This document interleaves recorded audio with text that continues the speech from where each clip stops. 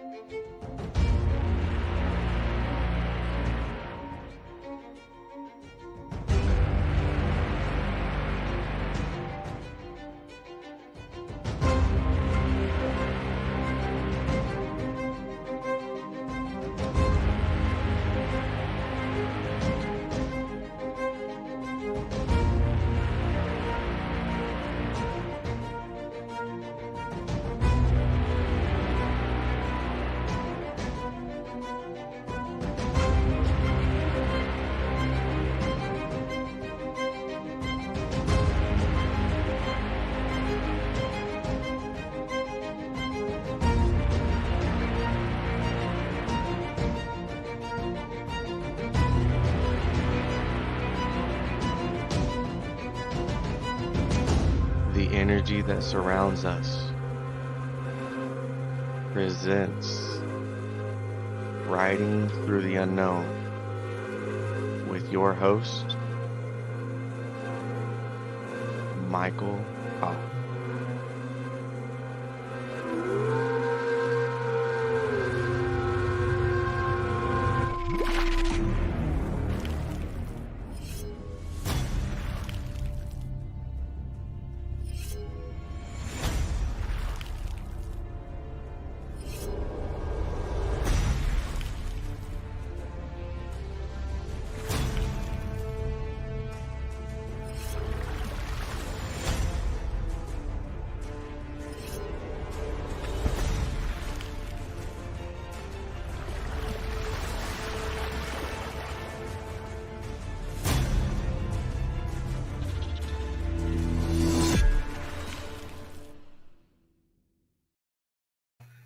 And welcome to another exciting episode of Riding Through the Unknown. I'm your host, Michael.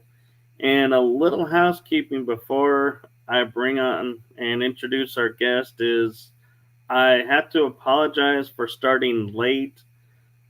Facebook has decided to take down my page, apparently because I shared out a post in October about a show episode, and now they're coming after me again for another promo for another podcast show, Paranormal Versus.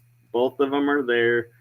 And so I am having to run all the episodes through YouTube now. And so I am having to find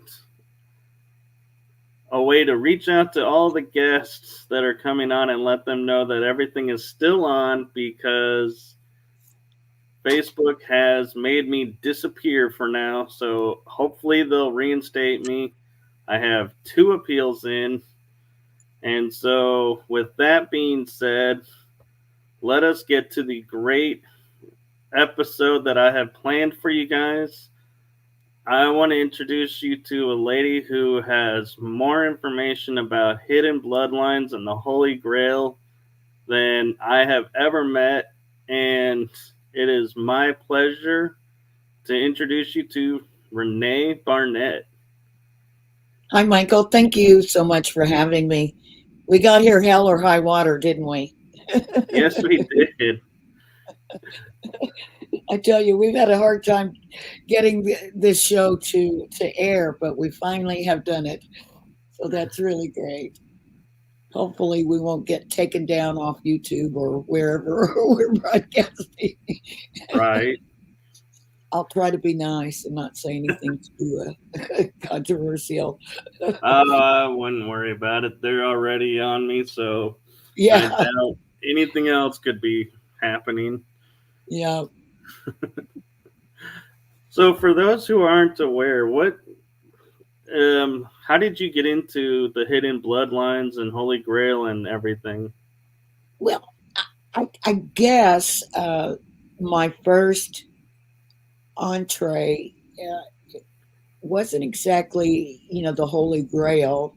It was the bloodline uh, possibilities that I read in a book that came out in 1982 called Holy Blood, Holy Grail.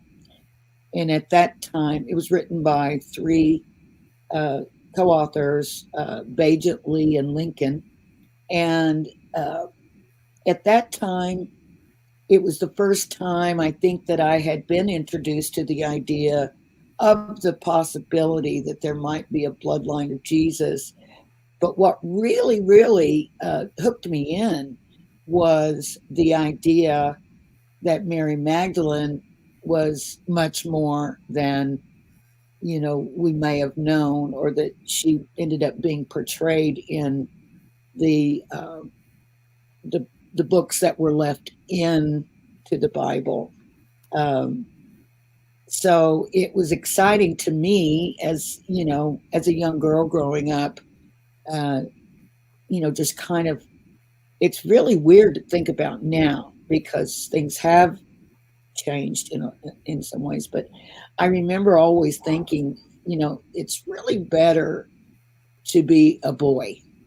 You get more, attention, accolades.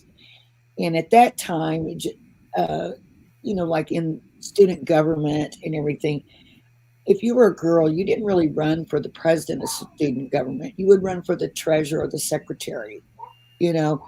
And so, of course, that's been a while ago and things have evolved. But still, it's, always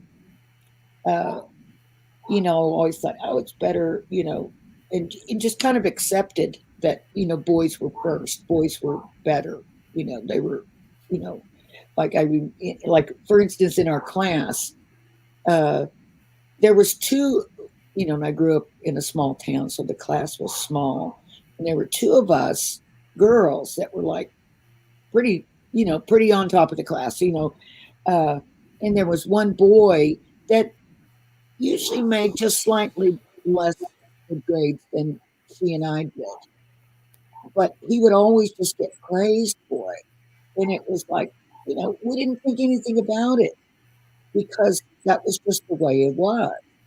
And so when I read that book and I started thinking, wait a minute, maybe that's not how it really is. And maybe, it's just as good to be a girl as it is to be a boy.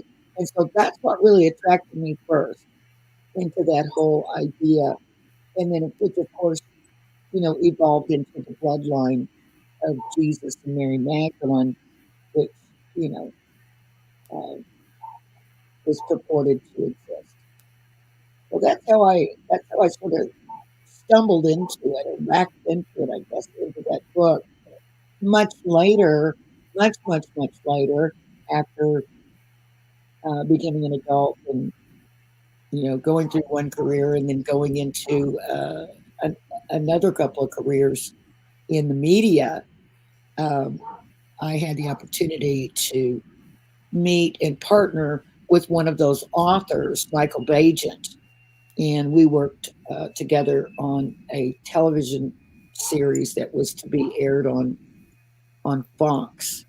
And at the last minute, the bottom fell out of that because they changed executives. So all the old uh, projects were shelved at that time. But I did get a chance to meet, and work with Michael Bajent. He came over for about 6 months to work with us. And then we went to France together to Rennes Chateau. So that was my first time going there. That was in 2004. I'm sorry, 2014 was the first time I went to Rennes Chateau. And I went with one of the authors of Holy Blood, which was like, wow, this is amazing. And for those who may not know, excuse me, I'm getting over a flu. Um, Rennes Chateau is a tiny hilltop village in southwest France that's swirling in mystery. uh, mainly regarding a priest that was there at the turn of the 20th century. And he had found some things. He became wealthy. Things were hidden, and so everything is rumored that he found, remains of some very important people, or that he found documents or gold or something of great value. And so that little village, although I don't even know if it's mentioned, is really the heart of the whole Da Vinci Code mystery. So, when you were in Rennes Chateau, you went into the tour, correct? So the tour Magdala, and do you feel like there really is a hidden room in there, or do you feel like that's just hype to help bring people in and distract from the true esoteric history of the area? I don't think there's a hidden room there. I do think there may be something hidden in there under it. Um, oh gosh, I think it was like the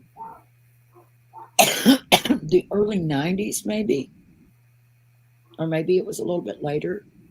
A group went over uh, with uh, with the network A&E. That guy, that presenter, Bill Curtis. I don't know if you know who he is, but he was on there for years. And they did some surveying. They did some ground penetrating radar. They started to do some digging, and then they got stopped by the city, by the village. So I think there's something underneath the tour.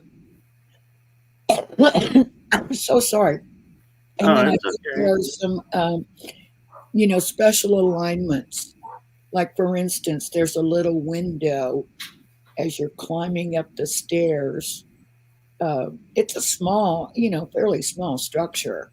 But there's a window that, as you go up the steps or down the steps, whatever you're doing, if you look out that window, it looks directly across the valley, which is La Valdieu, the Valley of God, into this cave system over there, which I can't, off the top of my head, remember the actual name of the caves, but people have nicknamed them the Caves of Mary Magdalene, the Magdalene Caves. And I know that a guy who really kind of was early on involved in this whole airing of this mystery, and who was indeed in touch with the authors of Holy Blood, had indicated that this guy Pierre Plantard was somehow really, really involved and was of the bloodline, and was possibly, the Grand Master of the secret society called the Priory of Zion. Right. And Pierre Plantard used to spend a lot of time in those caves over there. So I don't know if there's still something there, or he thought there was, or maybe there's something important about that location. Now, it's interesting too, and I want to make note right now for everyone who's watching this. When we say bloodline, the bloodline that we're talking about is Mary Magdalene and Jesus. And so I just want to raise awareness to that so people don't think we're talking about like the kings and queens of Europe bloodlines. We're talking about a more deeper, more interesting bloodline. And I find it interesting, and I'm curious. Actually, there may be some real connection with the bloodline of Jesus and Mary and the royal families that have, and this is just speculation on my part, but that may be the reason why there was so much intermarrying into your own family to keep that bloodline as strong as possible because they felt there was something special about it. I don't know. That's just speculation, but they could have just done it for the same old venal reasons that a lot of them did, and that was to keep the wealth within the family, keep the power, the land, and everything within the family. And Right. that's, so it could have been for a number of reasons. And one thing I'm curious your opinion of, and I don't know if you've heard of, but they talk about the last scion, which is supposed to be a descendant of Jesus and has a major impact on bringing about change to the world, like, signifying either his return or the end of times. But if Jesus had no bloodline, how do you have a last scion? And so, how do they keep that story in, but then say, no, there is no bloodline? So, this scion is supposed to be of the bloodline of Jesus. It's not going to be Jesus appearing out of the ethers. It's going to be a child born. Is that the because I'm not really super familiar with that theory. Right. That was the theory, was the child would be born who's of Jesus's bloodline, and it would usher in. But I was like, wait a minute, how is the church talking about the last scion when they say Jesus had no bloodline? So how do you have a child descendant of Jesus if Jesus never had a child to start with? Good point. Good point. I don't know. That's a good one. Yeah, the thing of it is, though, is that even though they did try to keep that bloodline strong, as they do in many, so-called blue blood families, nevertheless, people did marry and people did, marry outside the family, obviously. And during the course of, well, I don't know if people know, but I did a film called Bloodline, which was a theatrical documentary that came out in 2008. And it was on this whole idea. We did a 5-year investigation into the idea of a bloodline of Jesus and Mary Magdalene and a secret society called the Priory of Zion that guards the secrets and protects, the evidence or whatever.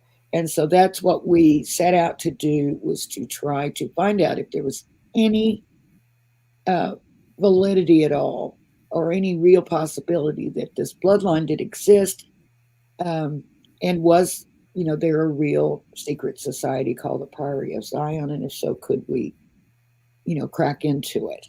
So we set about just to sort of learn for ourselves, and filmed everything for 5 years. And it's very tricky. It's like everything else. It seems like that these subjects that you and I look into, Michael, it's like it's always a rabbit hole. It's always picking up on a thread, and then you keep following it, and then it takes you somewhere completely different, and that sort of thing. So that's why we took a long time, and it was just a lot of information.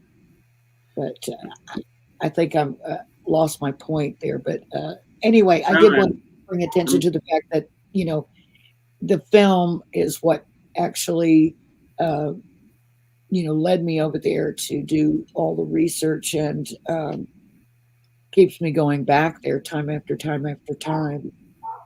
And I do have to admit, I have seen the movie, and we actually have the DVD copy of it.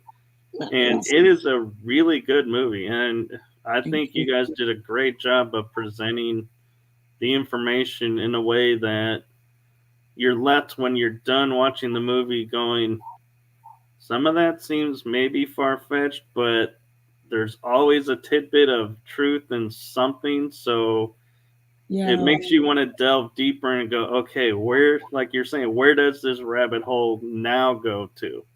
Yeah. I mean, that's exactly what we had set out to do. We didn't really assume that we were going to find the answers, all the answers. But we said if we can bring in some new information, something new to the conversation to spark more of the conversation among people, and who knows what that will lead somebody else to find or do. And so all we really wanted to do was add to the conversation and spark more of it. And I think we did achieve that. I mean, we never claim to have found the answers, or even today, I can't tell you whether or not, after all this time, the Priory of Zion is a real organization. It seems like it, but there's no real proof. There's no real solid proof. Right. And what's interesting too is my looking into and everything is there's a lot of similarities between the Priory of Zion and the Knights Templar in their secrecy and everything. And it And Freemasonry. always stuck me in the back of my mind of, why does everybody go after the Knights Templars and nobody really goes after the Priory of Zion? Because it's like, wait a minute, if you're going after one, you should Yeah. go after both. And even in the movie, I liked how they would say, well, the Templars were in this area and doing this, and this is where they settled. And then you're like, and the Priory is here. And it's like, wait a minute. So is the Priory like the good side to the Templars' bad side, or are the Templars the good side to the Priory's bad side? It's like you're left wondering, are these two at ends, or do they work together? Are they just a faction of the same group? Yeah. I think you hear so much more about the Templars because there's so much evidence, solid empirical evidence of their existence.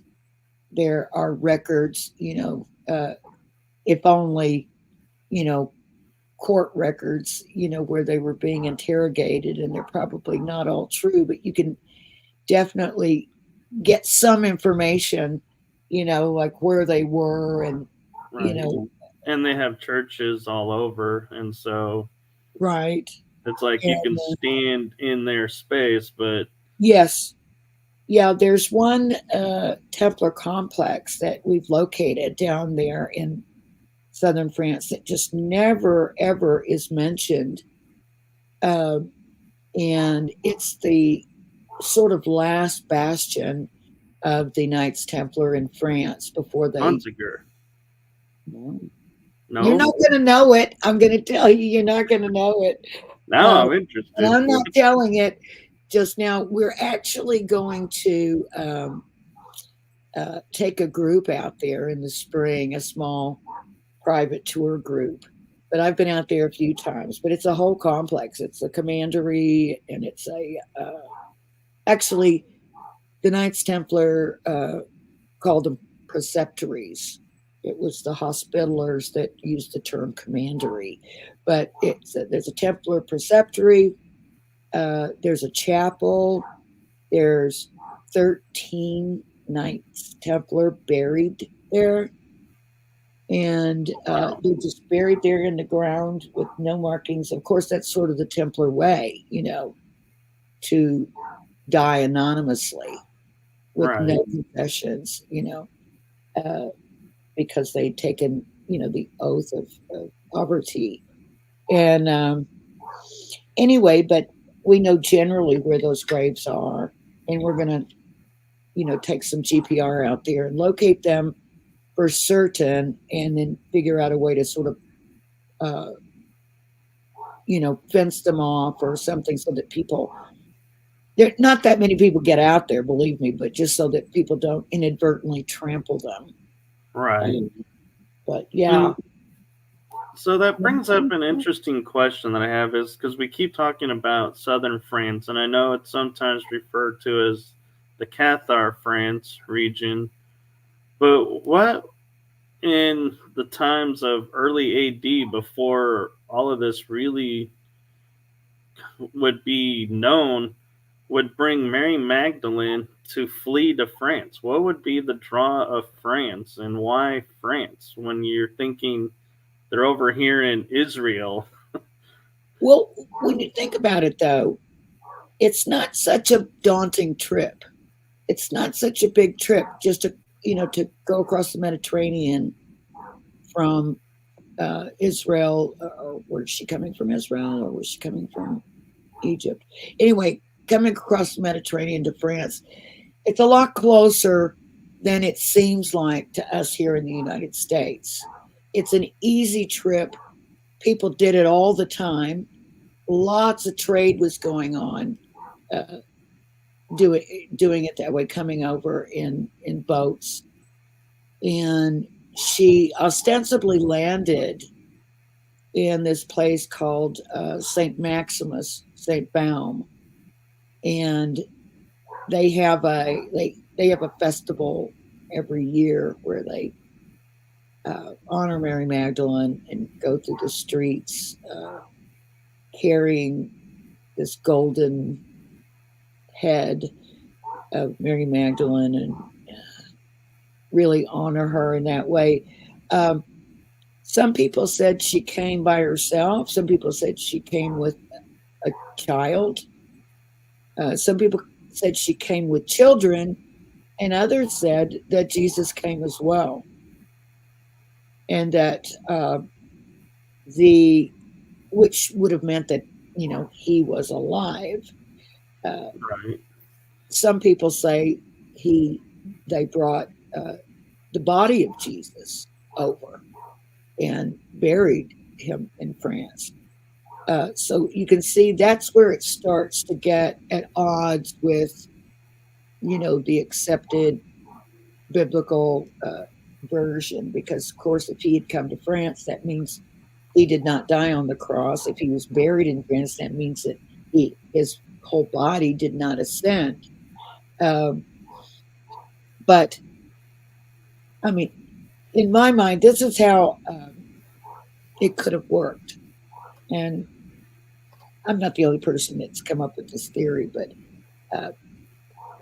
according to my research, Jesus and Mary Magdalene were members of the Therapeutae, which means they worked with medicines. They were therapeutic. They were, healers, but in a way using, herbs and compounds and things that were available to them. And there was a mixture, that could be given to someone that makes them appear to be dead. And so the idea was that maybe the Roman soldier that lifted this vinegar sponge up to Jesus's mouth, maybe it wasn't vinegar. Maybe it was something to not only, make it look like he had died, but also to alleviate his suffering. And I'm not saying that's what happened. I'm just saying this is a theory that's out there.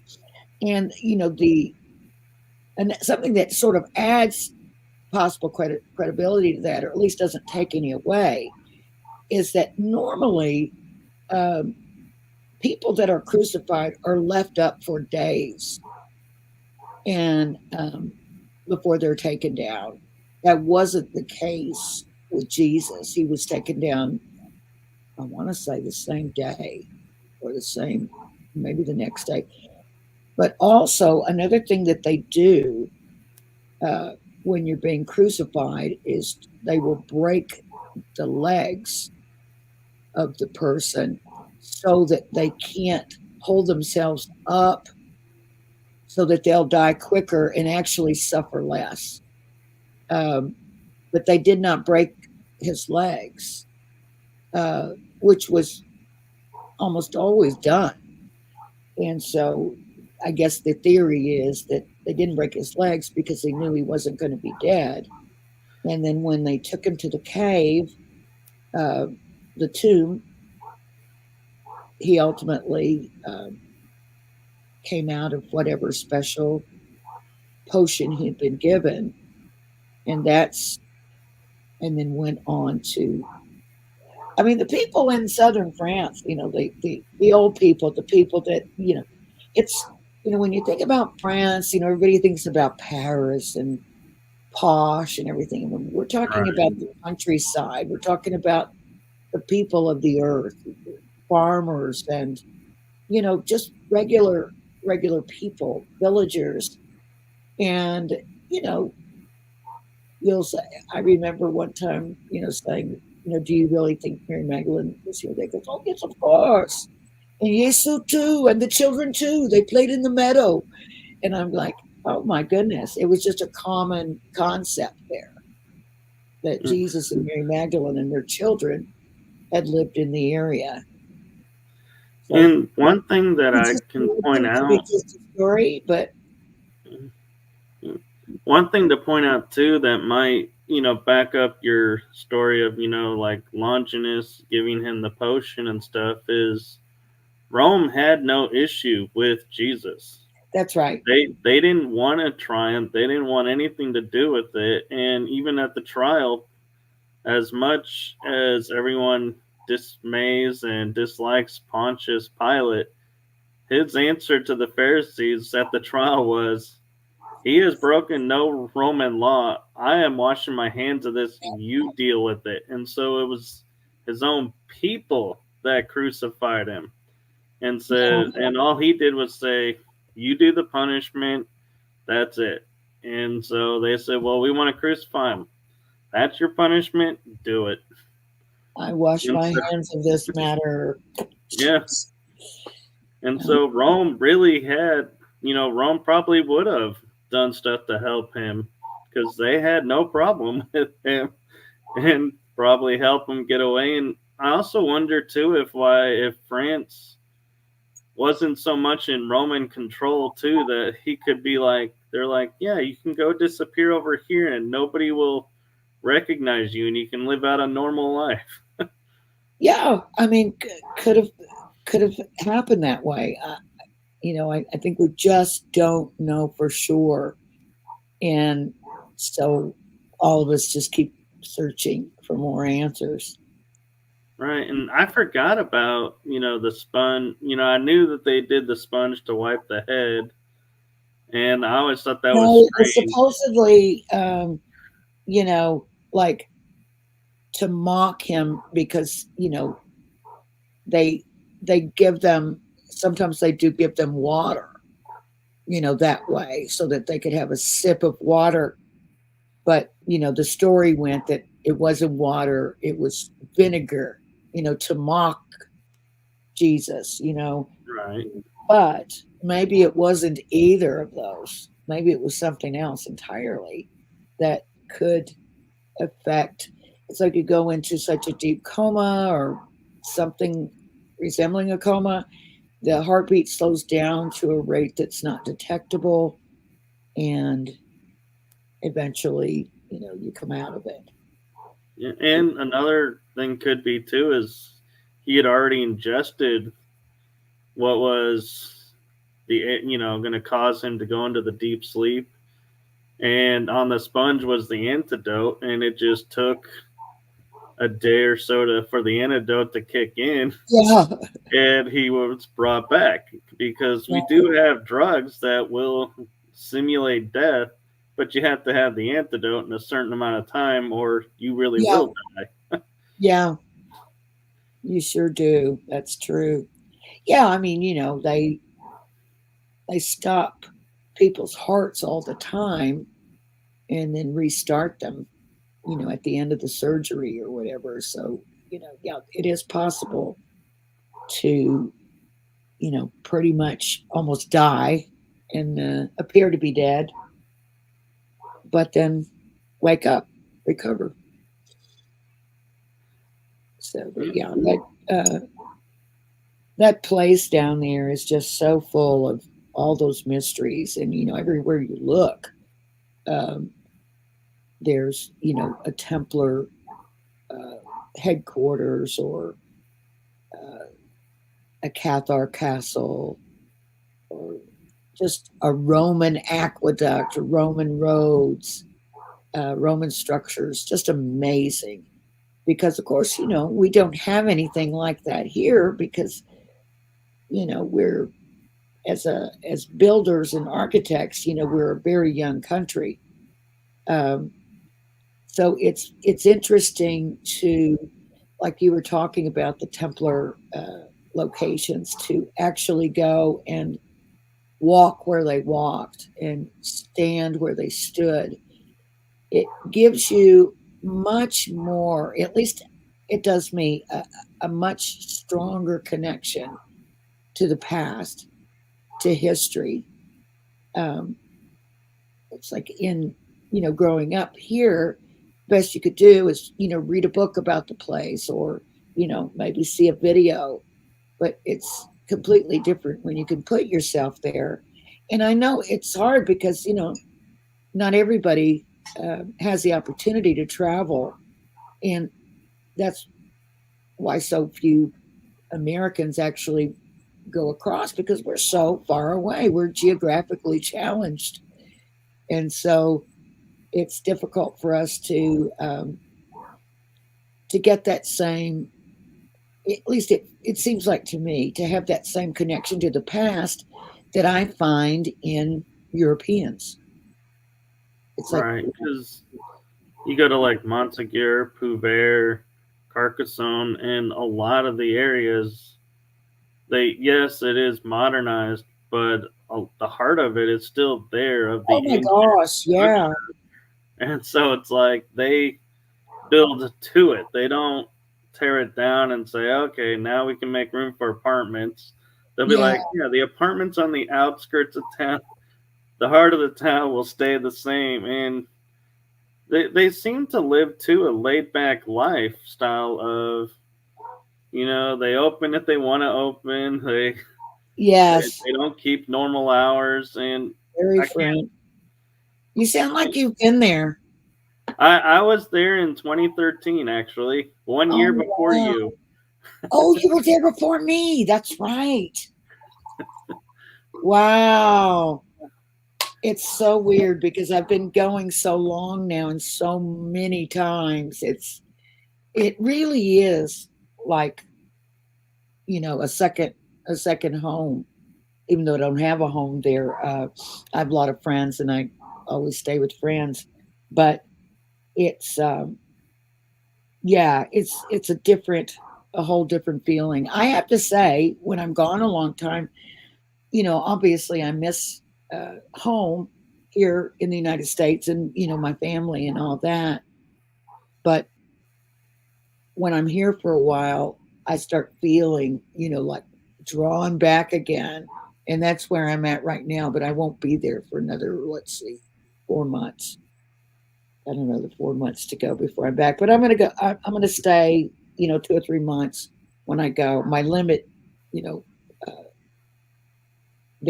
according to their laws, is 3 months. I can stay without leaving the European Union and coming back in. So I'll stay 2 or 3 months, then I'll come home, then I'll go back as long as I can make the trip. There you go.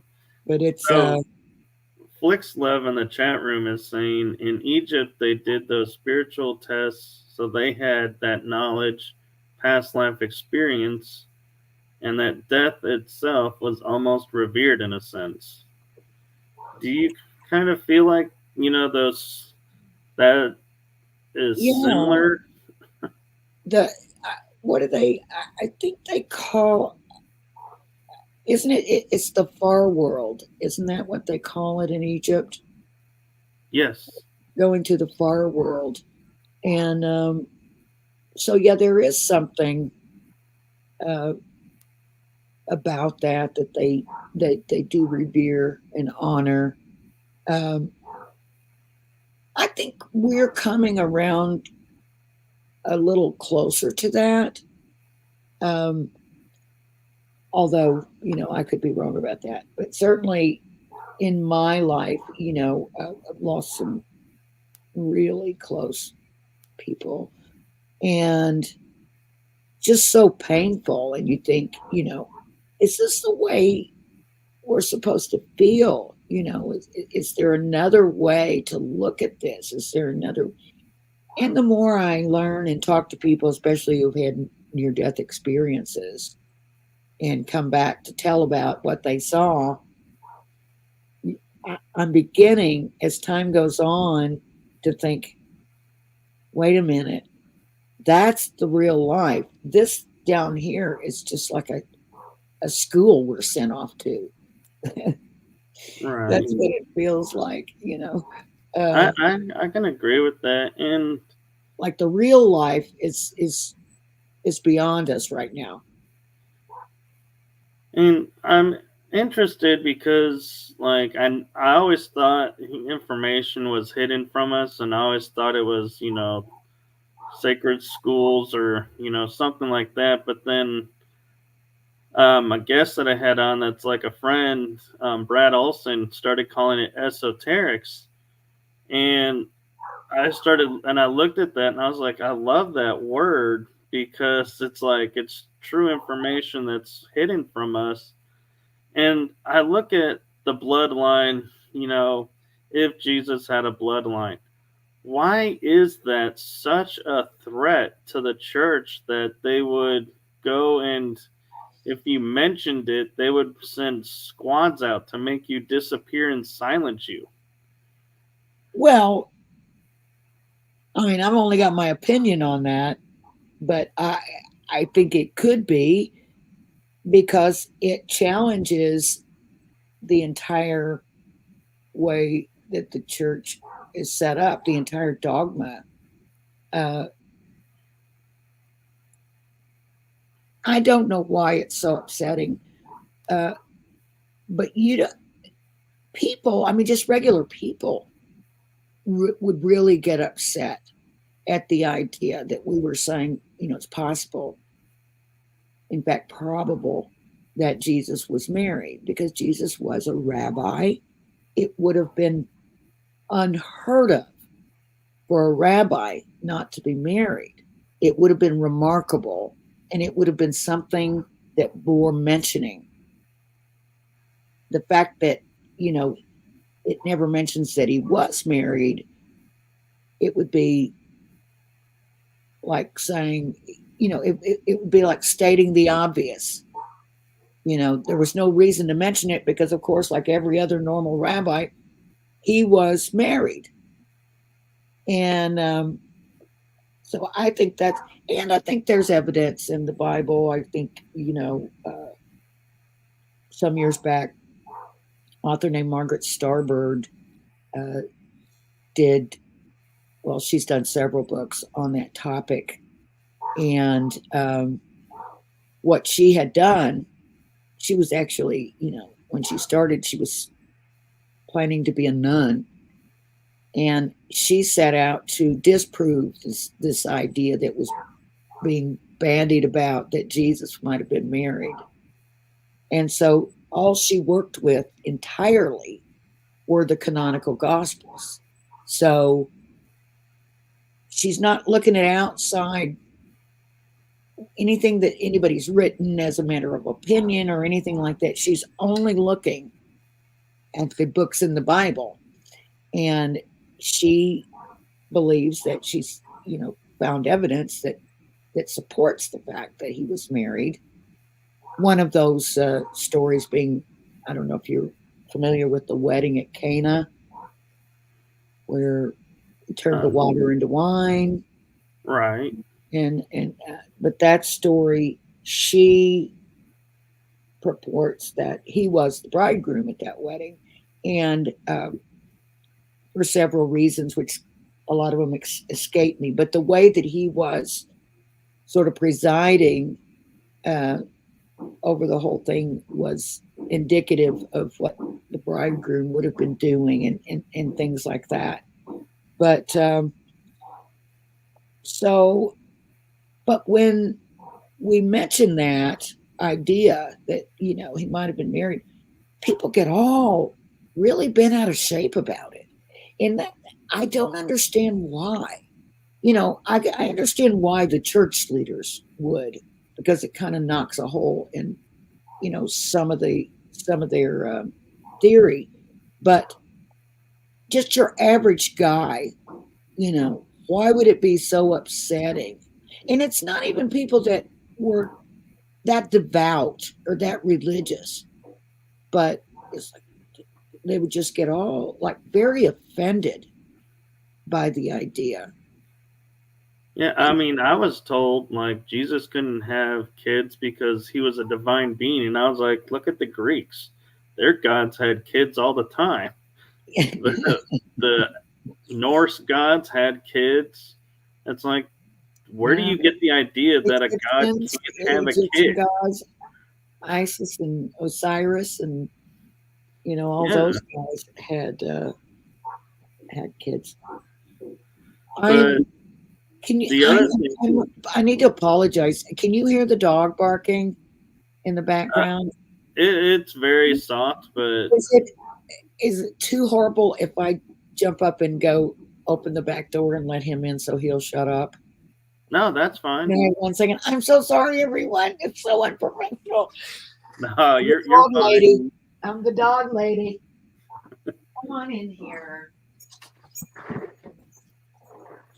My goodness.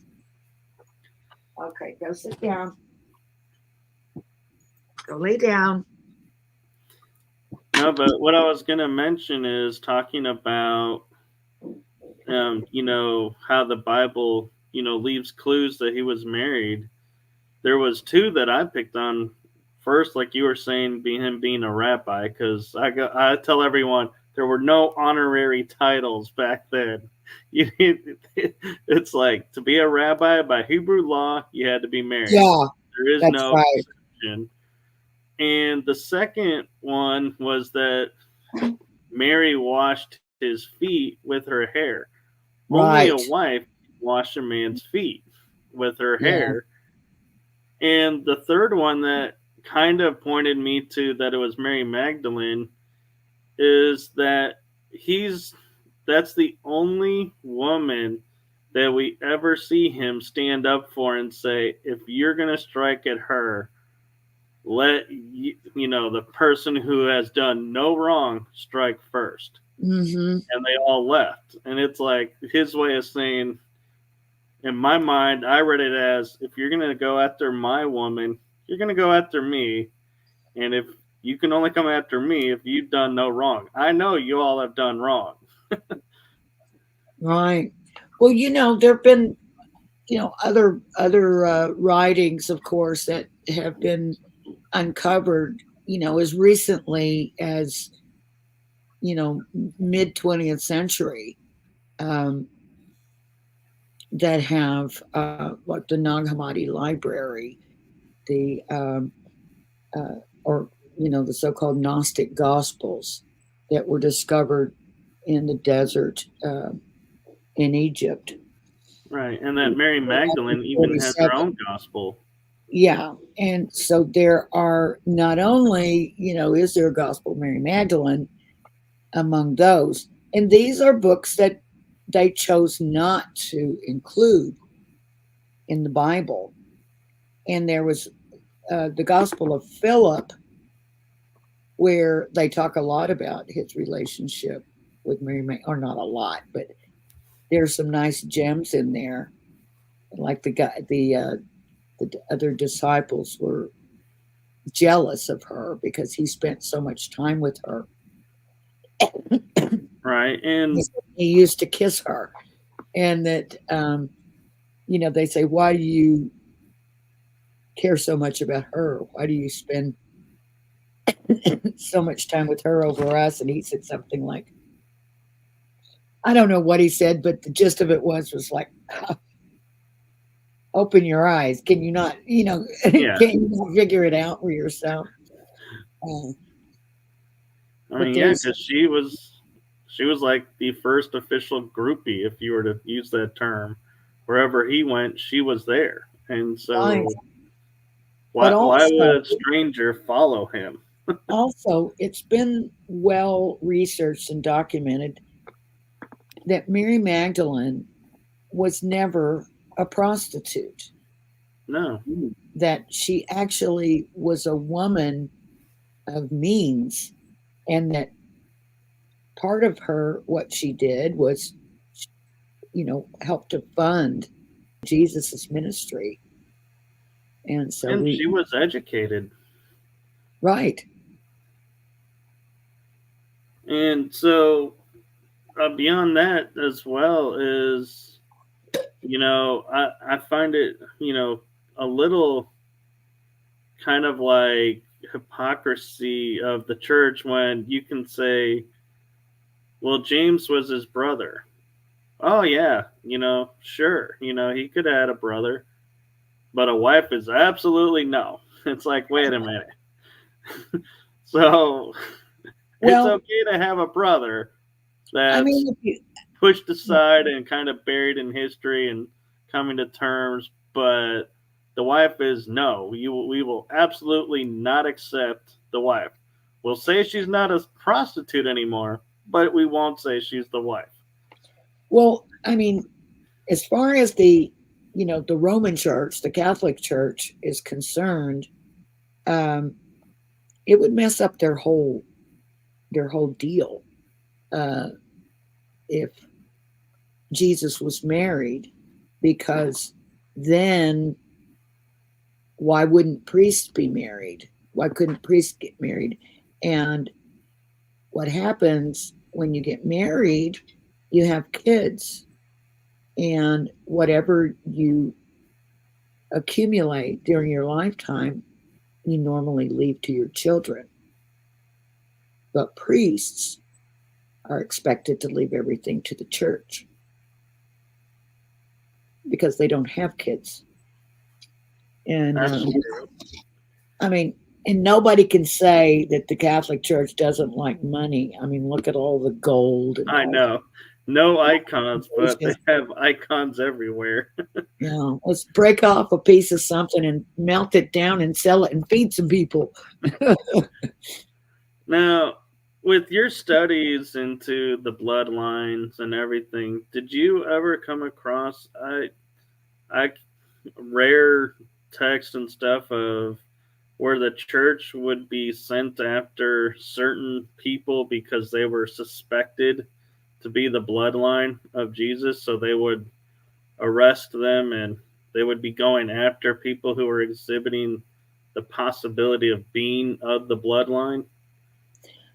Um, it seems like vaguely I heard something about that, but I'll tell you this. Um, when we were doing our research, and I think it even ended up in the film, I'm not sure. We had so much, you know, I've got so much footage that, left over from that movie because we had to keep cutting it down. And it's still a long documentary. It's almost 2 hours, hour and 47 minutes, which is long for a documentary. But after, well, what was your question again? Oh, if you were aware of or came across that the church would send No, people yeah. out. Like I've heard murmurings of that, but not really. Oh, and I know what I was going to tell you in that regard was that during our research, uh, we found a professor at MIT who had done some work on something about the bloodline of Jesus, the statistical possibilities and that if there was a bloodline of Jesus and Mary Magdalene, how many people would be in it today? And this professor, who was a mathematician and statistician, said that almost everybody would be, by this time, that almost everyone would have some, at least, far off connection with the bloodline. So, and I know that when you start doing your genealogy and all that, and start looking at your family tree, the further back you go, obviously, the more crossing over you're going to find, because there were fewer people and more people connected to the same families and that sort of thing. And I can certainly look back in my family tree and identify people that, if there is a bloodline, then they would have been in it, which by the same token means I would be in it, which actually means absolutely nothing, because there's nothing particular about me. And I made it a point to go around to and meet some of the people, the Sinclair family and the St. Clairs that were reported to be in the bloodline of Jesus. And while people were very nice, I couldn't find anything extraordinary about any of them. Right. And like you were saying with, royal families, doing genealogy, I would come across of kings of England, France, and Norway in the bloodline. Yep. But listing out the kids, it's like the list can go endless because they had bastard children, as they called them. Right. Or the children out of wedlock. They right. That's right. I always tried to get that son, and they had 15 girls. And finally, and it's like, I look at the list and I'm like, I can't. You get lost in all of the who, were they kids? Were they not kids? The Royal Registry lists this, but this person says they have this test that says this, and it's like, how do you? It's like they've made it so convoluted. It's like, yeah, I had to go in and just wipe it and say, okay, grandfather, grandmother, grandfather, grandmother through the royals, because it was like listing out the extended family. I was like constantly adding, deleting, and going, I don't know. It's like it's a mystery. All we've been working with is just direct lines. No aunts, no uncles, no cousins, just grandparent to grandparent to grandparent to grandparent. It makes it easier. We're probably missing a lot, but it makes it a lot easier. And plus, it's kind of more interesting to see who you're directly related to. And in my mind, the only good thing about necessarily about being related to royalty or nobility or something is that there's actual information on those people, information that we wouldn't be able to get from our ancestors that were blacksmiths or cobblers, or because there's nobody writing and documenting anything. I mean, we might find their name on a census or something like that, but only the notorious and the famous, can you get a lot of detail on about their lives. So to me, that's the fun part about finding that you're related to royalty or someone famous, is because you're liable to be able to find more information on that relative than you would just some poor schlub like us, working a job. And Derek in the chat room actually brings up an interesting point I want to make sure we bring up is in the painting The Last Supper, Jesus and Mary Magdalene's arms form the sign of love. And he says that's Leonardo da Vinci's subliminal messaging. Do you find that that's accurate in the paintings, or do you think that's, I think they call it something where your mind matrixes right. into Yeah. like something? No, I think everything is deliberate, especially in those paintings by those artists that were commissioned by different bloodline families, basically, and they had their messages that if you knew what you were looking at, you could pick up on it. But so I think that whatever was there. Now, I'm trying to remember. Does he mean with their hands, or does he mean in the space between them? It was like the V. Well, I think they say the space between them is the Holy Grail. Right. Yeah, that's what I And think that signifies. I'm But thinking what is it that you were might be saying? the hands. It was the hands. Well, he did a lot with hands, Da Vinci did. He did a lot of paintings with this, and there's been a lot of speculation about what that meant. And I remember Michael Bates told me it meant remember John, but I don't remember what he told me that. But yeah, very interesting stuff. Boy, Leonardo was something else. And yeah, and he played a huge part in. I know, like, I mean, the Da Vinci Code's named after him. That he was putting a lot of subliminal stuff out there. Right.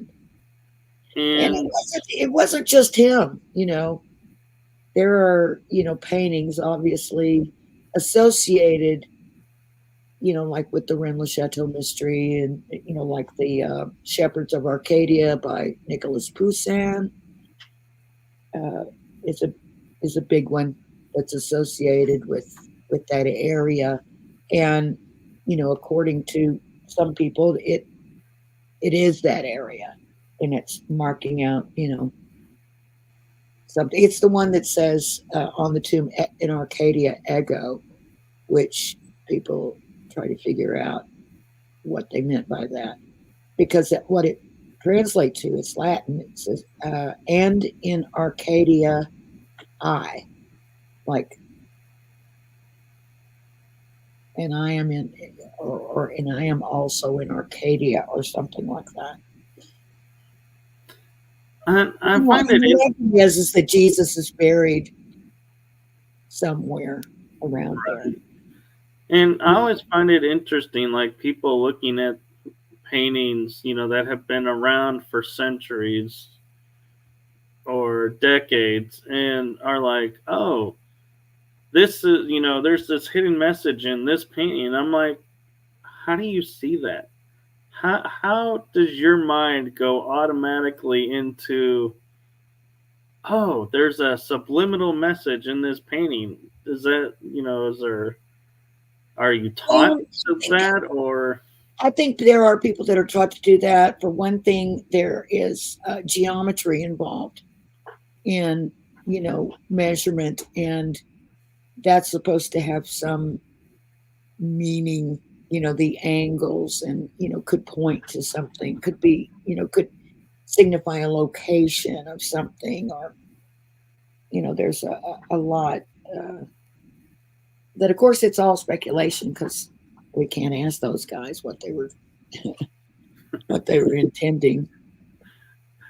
Although that would be an interesting conversation to go, we think you hit this in this painting, and then, like, watch the reaction of, no, that's not what I meant. Now I need to go back and fix it so you get it right.